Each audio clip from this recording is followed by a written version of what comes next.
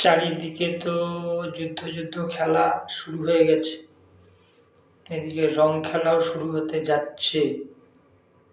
যদি আমার আজকের এই ভিডিওটা কোনো খেলার সাথেই যুক্ত না, ভিডিওটা বানাচ্ছি বাবা মায়ের উপর। শুধু আমার বাবা মা না, সমস্ত বাবা মায়েদের উপর। মানে আমরা প্রায়শই দেখি না, যখন বাবা মায়েদের একটু বয়স হয়ে যায়, তারা ঠিক মতো হয়তো কাজকর্ম করতে পারছে না, অথর্ব টাইপের হয়ে গেছে বা শয্যাশায়ী হয়ে গেছে, বিছানাতেই পায়খানা পেচ্ছাপ করছে। তো এইসব ক্ষেত্রে অধিকাংশ ছেলে মেয়েকেই দেখা যায় তারা খুব বিরক্তি বোধ করে, বিরক্ত হয়, তারা রাগারাগি করে, গালাগাল দেয় বাবা মাকে, অনেক সময় বাবা মাকে মারধরও করে। এরকম অনেক ঘটনা তো কানে আসে, ইন্টারনেটেও অনেক ভিডিও দেখি। আসলে আমরা বিষয়গুলোকে বেশি জটিল করে ফেলি। মানে বিষয়গুলো অতটা জটিল না, খুব সাধারণ বিষয়। আমরা যদি লজিক্যালি দেখি, মানে এমন একটা সময় ছিল যখন আমরাও শারীরিকভাবে অক্ষম ছিলাম সম্পূর্ণ, নিজেরা কিছুই করতে পারতাম না, পরনির্ভরশীল ছিলাম আমাদের ছোটবেলায়, শৈশবে। তখন কিন্তু এই দুইজনই, অর্থাৎ আমাদের বাবা মা, তারা বছরের পর বছর আমাদের পায়খানা, পেচ্ছাপ, বমি সব পরিষ্কার করেছে। তার সাথে তারা আমাদের খাইয়ে পরিয়ে আদর যত্ন করে বিভিন্ন সুযোগ সুবিধা দিয়ে আমাদের বড় করে তোলে সামর্থ্য অনুযায়ী। সব বাবা মায়ের তো সামর্থ্য এক হয় না, কেউ একটু বেশি করে, কেউ একটু কম করে, কিন্তু করে, প্রায় অধিকাংশ বাবা মাই করে। তাহলে সেই বাবা মা যখন শারীরিকভাবে অক্ষম হয়ে যাবে, তারা কিছু করতে পারছে না বা বিছানায় পায়খানা পেচ্ছাপ করছে বাধ্য হয়ে, বার্ধক্যজনিত কারণে হতে পারে, শারীরিক অসুস্থতার কারণে হতে পারে, তখন আমরা সুযোগ পেয়েও যদি না করি, সুযোগ পেয়ে বললাম এই কারণে, হতেই পারে বাবা মা এক জায়গায় আছে, সন্তান হয়তো অনেক দূরে কোথাও আছে, অথবা সন্তান ভীষণ রকম কর্মব্যস্ত, তাহলে সে করতে পারছে না, তাহলে সেই ক্ষেত্রে ব্যবস্থা করতে হবে। আর যদি আমি নিজে করার সুযোগ পাই, তাহলে আমাকে করতে হবে। কিন্তু আমি সুযোগ পেয়েও যদি না করি, তাহলে আমাদের এই যে বড় হওয়াটা বা এদের আমাদের বড় করাটা সম্পূর্ণটাই বোধহয় ব্যর্থ হয়ে যায়। মানে তখন মনে হতেই পারে যে আমার মা বা প্রতিটা মা যে ৮ মাস ৯ মাস আমাদের পেটে রাখলো, কত কষ্ট সহ্য করলো, স্যাক্রিফাইস করলো, সম্পূর্ণটাই ব্যর্থ হয়ে যায়। তারপরে এদের দুইজনের আমাদেরকে বড় করে তোলা, সীমাহীন স্যাক্রিফাইস, ত্যাগ স্বীকার করা, সম্পূর্ণটাই ব্যর্থ হয়ে যায় যদি আমরা করতে না পারি।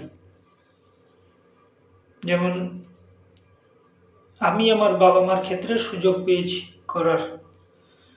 আমার মা শয্যাশায়ী হয়েছিল প্রায় ১ মাস, তখন আমি মাকে করার সুযোগ পেয়েছি। মাকে খাওয়ানো, মার গা মুছে দেওয়া, প্রচণ্ড গরম ছিল। হ্যাঁ, মার নোংরা কাজ আমাকে খুব একটা করতে হয়নি, আমি আর বাবা মিলে ধরাধরি করে নিয়ে যেতাম, হয়ে গেছে। কিন্তু বাবার ক্ষেত্রে আমাকে করতে হয়েছে।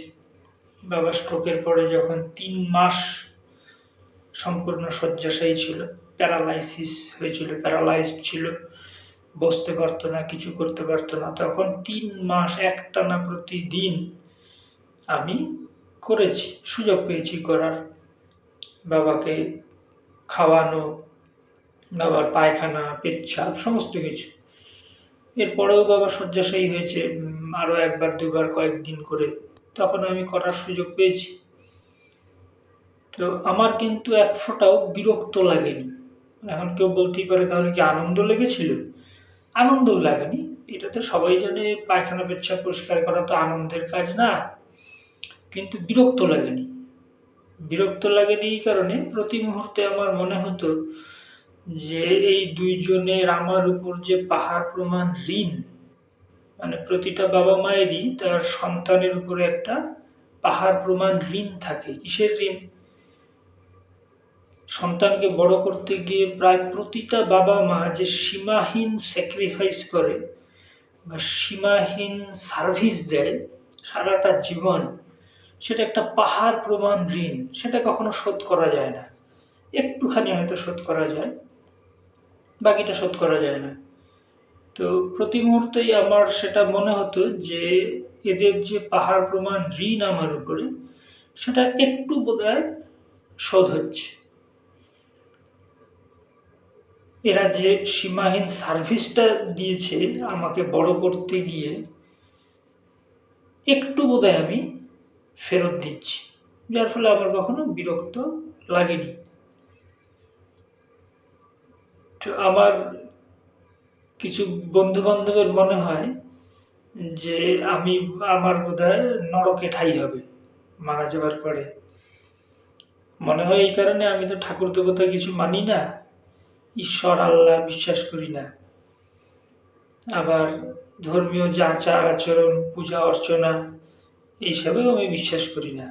দেখতে ভালোই লাগে কিন্তু বিশ্বাস করি না। তো এই জন্যই হয়তো কারোর মনে হয় যে আমার তো নরকে ঠাঁই হবে।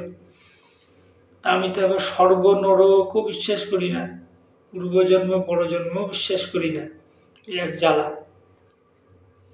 তো তবে মাঝে মাঝে ভাবি যে যদি কোনো দিন এমন হয় যে আমি যেদিন শেষ শ্বাসটা নেব, যদি আমি টের পাই যে আমার মাথার পাশে যমদূত দাঁড়িয়ে আছে আমাকে নরকে নেওয়ার জন্য, তাই আমি তো প্রথমেই রিকোয়েস্ট করব, দেখো ভাই, নরকে নিচ্ছ নেও, কিন্তু এই নরকের ওই গরম যে বড় তেলের কড়াই, ওর মধ্যে আমাকে ফেলে দিও না।